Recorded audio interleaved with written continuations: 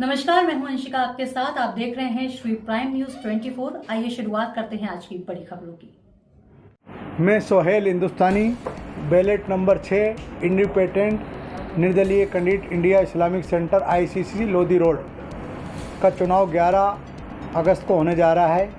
इसमें वोट पड़ते हैं, 5 साल में इलेक्शन होते हैं, लेकिन कोर्ट कचहरी होने की वजह से ये चुनाव 6 साल के आसपास हो रहे हैं। इसमें मेरे मुख्य प्रतिनिधि सलमान खुर्शीद साहब, जो पूर्व विदेश मंत्री, समाज कल्याण मंत्री, अल्पसंख्यक मंत्री रहे हैं।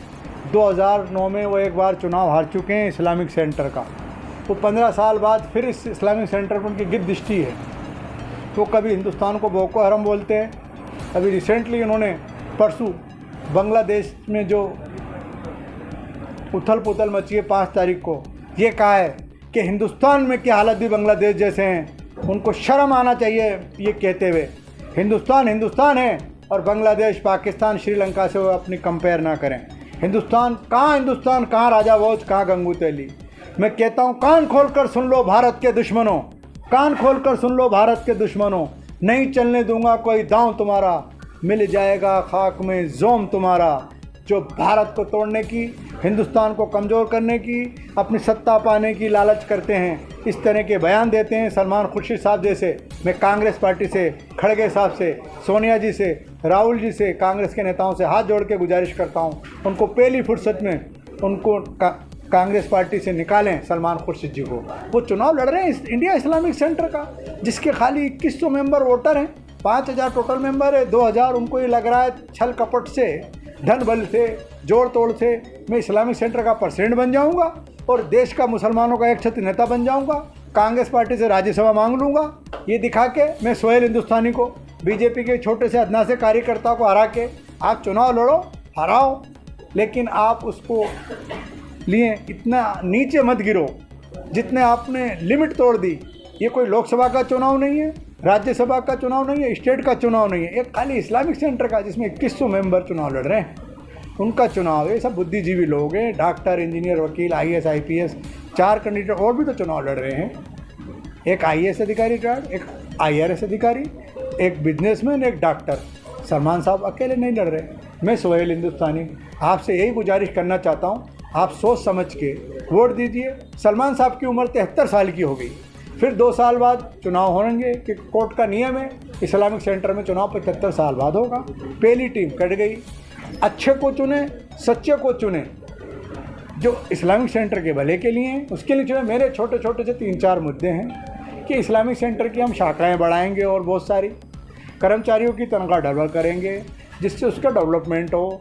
महिलाओं के लिए अलग जगह बैठने के लिए एक जैसा वेज रेस्टोरेंट, ये मेरा ऐसा एक बढ़िया सा एक वेज रेस्टोरेंट हो वहाँ पे कम से कम। और जो बच्चे जो उसमें आते हैं परिवार के, उनके लिए स्पोर्ट्स गतिविधि हो जिनसे उनका टाई अप हो।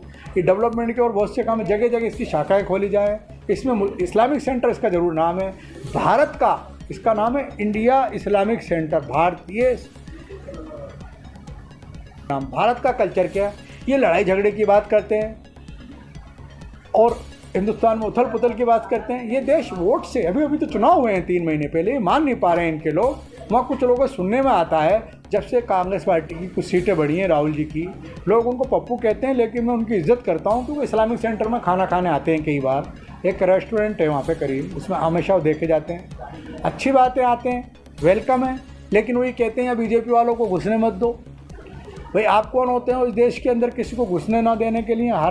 हराओ आप चुनाव में, आप वोट लेके हराओ।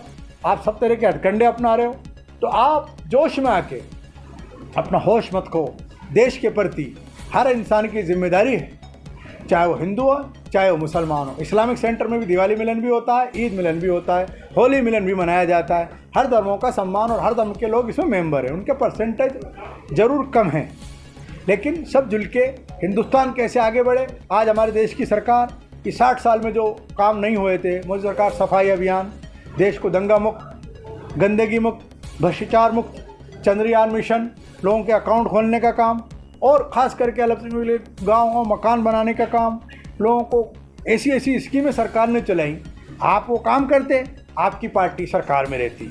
आप चुनाव में हार चुके तो आप अपनी खींच उतारने के लिए मेरे पे गुस्सा ना उतारें, देश की जनता पे गुस्सा न उतारें, ये इस्लामिक सेंटर के लोगों को बख्श दें, क्योंकि आपके बयानबाजी के चक्कर में पूरी कौम बदनाम होगी, पूरे देश में माहौल ख़राब होगा और ख़ास करके इस्लामिक सेंटर के मेंबरों की भी छवि ख़राब होगी। मेरा यही कहना है, यही गुजारिश है, आप ऐसे लोगों से बचें। इतने बड़े आदमी होने के बावजूद, इतने पढ़े लिखे होने के बावजूद आप ऐसी छोटी सोच रखते हैं। इस देश की जितनी तारीफ़ की जाए, इतने मौसम होते हैं, अभी बरसात का मौसम, सर्दी का मौसम, गर्मी का मौसम, दुनिया में अगर कहीं होता है तो हमारे हिंदुस्तान के अंदर होता है। हमें खुशी होती है। अल्लामा इकबाल ने शेर में कहा था, मिट गए जहाँ से रोमो मिस्र और यूना, कोई चीन कोई बात है कि हस्ती मिटती नहीं हमारी। जो हमारी हस्ती कोई मिटा सका है ना कोई मिटा सकता। ये जो छोटे इरादे वाले हैं, किसी विदेशी ताकतों के दबाव में आके उनको खुश करने के लिए ये सोचते हैं देश में उथल पुथल हो जाएगी, बिल्कुल ये कतई देश के लोग बर्दाश्त नहीं कर सकते। हम टूट जाएंगे लेकिन टिकने नहीं देंगे, सर खुदा के सिवा अपना कहीं झुकने देंगे। मिट जाएंगे ईमान के खातिर लेकिन ईमान को ना मिटने देंगे। मिल जाएंगे वतन की मिट्टी में वतन की आन बान शान के खातिर, लेकिन वतन की शान पे आँच ना आने देंगे। सलमान साहब जैसे लोगों से मैं खुलकर चेतावनी, और जो भी कोई संजय राउत कोई है उनकी एक पार्टी शिवसेना का, उन्होंने भी कुछ बोला है, लेकिन वो अभी कैंडिडेट नहीं है और वो चुनाव में नहीं है। मैं उनको नहीं कहना चाहता। और भी लोग जो इस तरह के लोग हैं, देश को तोड़ने वाले, जिन्नावादी विचारधारा के लोग, देश को टुकड़ा टुकड़ा करने वाले गैंग के लोग जो उनके साथ हैं, वो बिल्कुल अपने आप पे कंट्रोल करें। उनकी बिल्कुल नहीं चलेगी, नहीं चलने दूंगा। और आप लोगों का मुझे समर्थन चाहिए। आप लोगों के जो आप लोग आए इनका बहुत बहुत शुक्रिया। आप ये मेंबर तक बात पहुँच